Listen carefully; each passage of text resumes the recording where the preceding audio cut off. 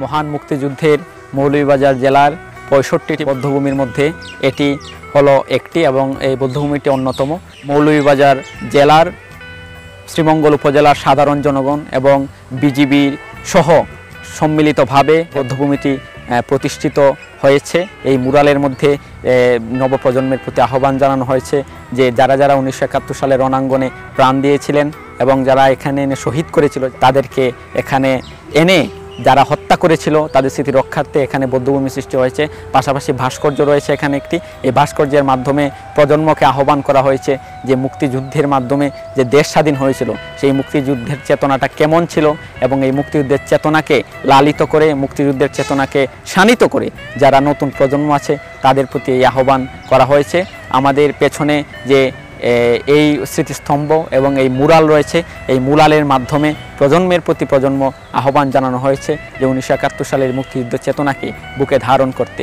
যারা ১৯৭১ সালে এখানে এনে পাক হানাদার বাহিনী যাদেরকে হত্যা করেছিল, যাদেরকে শহীদ করেছিল তাদের স্মরণে কিছু নেম প্লেট দেওয়া হয়েছে।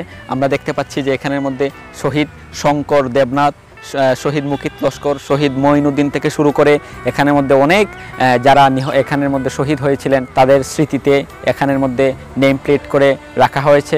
যারা নতুন প্রজন্ম আছে তাদের কাছে উৎসাহিত করে দেওয়া হয়েছে, যারা নবপ্রজন্ম আছে তাদের কাছে একটা মেসেজ দেওয়া হয়েছে যে ১৯৭১ সালে আমাদের নিরীহ প্রাণরা, আমাদের নিবেদিত প্রাণরা যারা দেশের জন্য প্রাণ দিয়েছিলেন তারা এখানে এনে পাক হানাদার বাহিনী তাদেরকে নৃশংসভাবে হত্যা করেছিল। পাশাপাশি আমরা দেখতে পাচ্ছি যে বিজিবির সেক্টর সদর দপ্তরের শুরুতেই ব্রিজের পাশেই রয়েছে এখানের মধ্যে একটা শতবর্ষী বটবৃক্ষ। এই শতবর্ষী বটবৃক্ষও কিন্তু মুক্তিযুদ্ধের স্বাক্ষর বহন করে চলেছে। আমার পেছনে যে একটা মুরাল রয়েছে এবং একটা ভাস্কর্য রয়েছে, এটার দ্বারা প্রমাণ করা হয়েছে যে ১৯৭১ সালের যে চেতনা এবং এই চেতনাকে যারা বুকে লালন করে ধারণ করে নবপ্রজন্মও যেন এই চেতনাকে তারা ধারণ করে। তারা পাশাপাশি এখানের মধ্যে এই বধ্যভূমি দেখতে প্রতিদিন নানান ধরনের পর্যটকবৃন্দ ভিড় জমান। পাশাপাশি এখানে নিরাপত্তায় বিজিবি রয়েছে, তাদের কঠোর নিরাপত্তার মধ্যে এই পরিবেশটা একটু নিয়ন্ত্রিত হচ্ছে।